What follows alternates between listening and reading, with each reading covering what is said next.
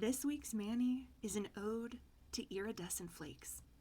Oh my god, it's beautiful. Let me tell you about it. This gem is Halo from Isle & P, and it's one of my absolute favorite formulas from them as a brand. It's got a very dainty, elegant lady sort of sheer jelly base that's almost a pinky lavender tone, but then it's full of all of these iridescent flakes, and they're so small, they're almost like shreds, and they go from a light golden yellow to orange to red colorway that shifts to bluey purple green when you see it at the other angle. And there's also hollow. I'm pretty sure it's a scattered hollow, but it's a packed enough pigment that when you get it in direct sunlight, which you'll see later, it actually has like a linear flame kind of effect. So it's a linear scattered hollow or a scattered linear hollow. I don't know what the official thing is. I'm just telling you what my eyes are seeing. So here you go.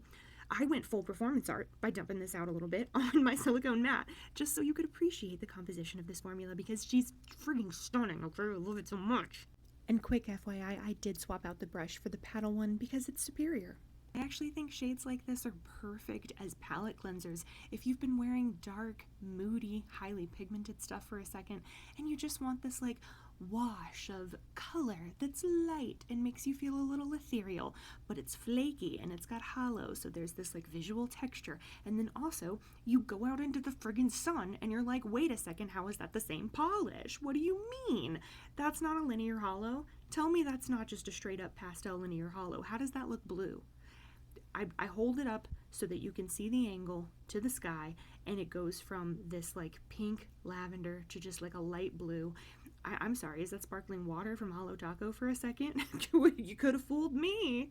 And then here you're really appreciating that pinky lavender base until you go back in the shade and it's like, these are the scales of the dragons of power.